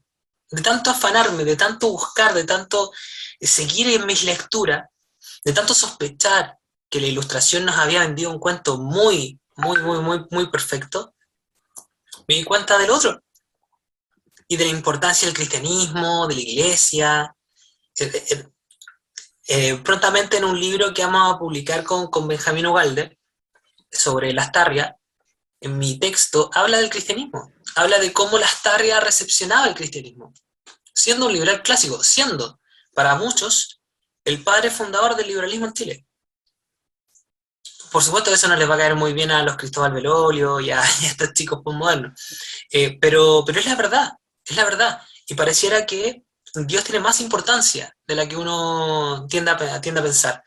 Es interesante, en eso recomiendo enseguida una conversación, una charla en Cambridge entre Roger Scruton y Jordan Peterson acerca del tema de la trascendencia. Les va a encantar, probablemente si están muy en esa idea, les va a gustar mucho, de verdad. Y quisiera hacer notar que quizás la derecha justamente ha perdido el camino porque ha perdido a Dios. Y quizás un elemento para volver a ello es mirar hacia atrás. Tiendo a ver a Jaime Guzmán, y lo digo muy en serio, como el elemento que funcionó de bisagra, como el perfil del hombre de derecha que es el habitual y el normal y el que deberíamos volver a adoptar de aquí hacia adelante. Confieso mi admiración por Jaime, porque de verdad que cada vez que lo he leído he sentido como que me estoy interpretando a mí mismo. ¿Para qué decir cuando uno lee a Andrés Bello, a Lastarria? Pero también rescatar quizá a otra persona, a Fernando Villegas, más allá de repente de cierto deísmo que le veo yo en algún momento cuando leí alguno de sus libros. La verdad es que es un hombre tan claro que probablemente también les pueda ayudar mucho a este perfil de derecha para evitar el nihilismo, para evitar la ignorancia cultural, la anorexia de la que nos habla Axel, este economicismo que termina por fundar todo en temas de dinero, cuando en realidad si hubiésemos dejado eso de lado, probablemente no estaríamos en las condiciones en las que estamos hoy día, en que tú puedes comprar el comunismo. Lo compras. Compras libros que hablan de comunismo y lo ves como algo muy normal, como parte de tu consumo. Y probablemente no nos confundiríamos con lo que tú mismo dijiste, ¿no? Esta idea de que una cosa es la iglesia, en el sentido de la reunión, la asamblea en torno a la persona de Jesús, y lo que es aquella deriva institucionalizada. Probablemente, no sé si Cristian Mancilla, nuestro miembro de la revista, acepte lo que estoy diciendo, pero en verdad que ha sido una también de las problemáticas que hoy día se genera en torno al tema. Y no quisiera irme, ¿cierto?, sin obviamente, de nuevo, como siempre, recomendar mi libro. Yo tengo la primera versión, la versión 1, esta que salía, que está incluso separada porque es la versión de prueba, la versión beta. Pero de verdad que es uno de los principales caminos que se puede tomar, es girar de nuevo hacia nuestra historia. Lo recomiendo, más encima que ahora va a salir el libro de Márquez sobre la dictadura comunista de Allende en la editorial Entre Solos y Erizos. Así que todo lo que estamos haciendo en Revista Individuo está pegando fuerte, está tomando fuerza, así que de verdad que lo recomiendo. Y por último, recomendar, hablando del susodicho, de Don Fernando. Yo creo que este libro me llegó a regañadientes en un momento porque mi papá me lo regaló. Yo no leía mucho a Fernando, ni siquiera lo escuchaba, a Don Fernando. Y este libro que es del 2010, que ya hace 12 años, ¿cierto?, que está en mi biblioteca, la verdad es que me enseñó demasiado. Yo tiendo a pensar incluso que es uno de los primeros ejercicios en Chile de antinihilismo. Cuando tú lees a Jordan Peterson y las 12 reglas, dices, oh, wow, por fin alguien está siendo antinihilista, poniendo orden en el caos, ¿cierto? Trastocando este mundo postmoderno. Don Fernando ya lo había hecho hace 12 años atrás. Y en español. Así que de verdad lo recomiendo, este libro, incluso léanlo sentados en el baño, que una de las primeras recomendaciones que hace don Fernando, háganlo. De verdad, es impresionantemente bueno este libro. Ahora que salió el último acerca de Envejezca o Muérase, todavía no lo tengo, Se lo pide en PDF, no sé si me lo venderá así, pero este es de los buenos libros y hay que de verdad recomendarlo. El de la felicidad y todo eso. Si ustedes lo leen en conjunto con el del amor y todo eso, se van a dar cuenta de la lógica ética que hay detrás de aquí, de una dimensión individual a la dimensión con la otra edad, que sería el del amor y todo eso. Muy, muy, muy buen libro. Si lo leen con inteligencia, lo van a apreciar mucho. Excelente. Estás haciendo canje con Don Villegas, ¿ah? Don Villegas promociona tu libro, tú promocionas uno. Interesante, No, estamos subiendo de liga. claro, ojalá seguir subiendo nada. De todas maneras, William. Ese es el futuro que te espera de verdad. El libro de William es muy bueno. El trabajo que se está haciendo desde la editorial Entre Zorros y Erizos es tamaño, es tremendo, considerando que es una editorial joven y que dentro de sus títulos, como bien señaló William, viene este libro de la dictadura comunista de Salvador Allende, de la mano de Buenísimo, Nicolás gran Marx, marca. uno de los titanes argentinos. Así que también Exacto. atentos a eso, atentos a eso, porque Y se viene pesado.